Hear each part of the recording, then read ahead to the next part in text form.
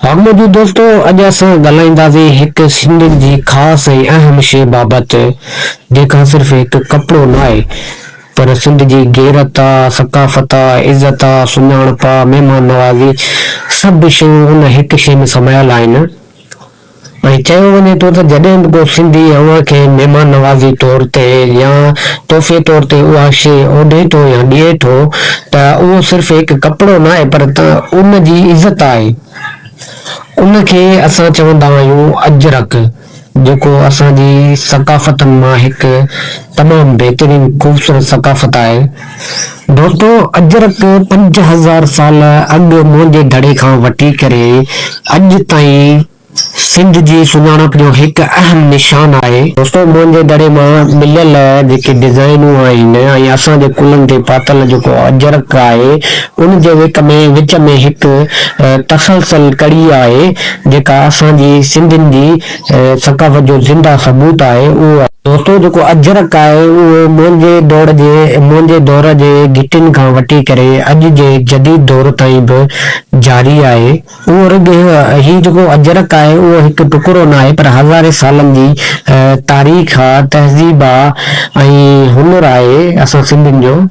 दोस्तों मुंहिंजे दड़े मां मिलियल हिकु पोरियत जेको मुजस्मो मिलियो हुयो, पोरियत जो जेको चादर सां ओढ़ियल आहे त हिकु रवायत जे मुताबिक़ चवंदा त उहो हिकु बादशाह हुयो जेको डेली सुबुह जो विझण बाद का न का जेका चादर हुई मुलाज़िम हुनखे पेश कंदा हुआ उहो ओॾींदो हो विझण खां पोइ।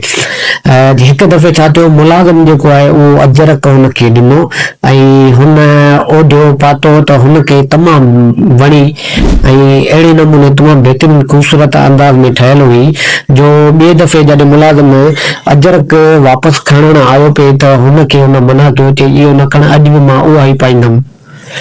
क़दीम अरबनि जे अदब में अजरक खे अरबी में अर्ज़िक सॾियो वञे थो जंहिंजी माना आहे नीरो। हिन में जेको ॻाढ़ो रंग आहे उहो कुर्बानी जी अलामत आहे ऐं जेको अछो रंग आहे उहो हिकु पाकीज़गी खे शो करे थो। चवनि था त नबी करीम सल्लल्लाहु अलैहि वसल्लम बि अजरक खे पसंदि कंदा हुया ऐं उहो पंहिंजे जिस्म मुबारक ते ओढ़ींदा हुया। चवनि था त ईरानी बादशाह जेको हुयो उहो दारा जी ताजपोशी जे मौके ते हिन खे जेको आहे सिंधी अजरक जो तोहफ़ो पेश कंदा हुआ। मिस्री वरी छा कंदा हुआ त जेका पंहिंजी मम्मी हूंदी हुई जेके माना उन्हनि जा लाश हूंदा हुया उहे छा कंदा हुया त उहे सिंध मां कपिड़ो घुराईंदा हुया, उहो अजरक मां हूंदो हुयो, उहो वरी उनखे वेड़े करे दफ़न कंदा हुया। जीअं त तव्हांखे ख़बर आहे त क़दीम ज़माने खां सिंध धरती जेका आहे उहा ज़रखेज़ ऐं सकाफ़त ऐं तारीख़ जो मर्कज़ रही आहे।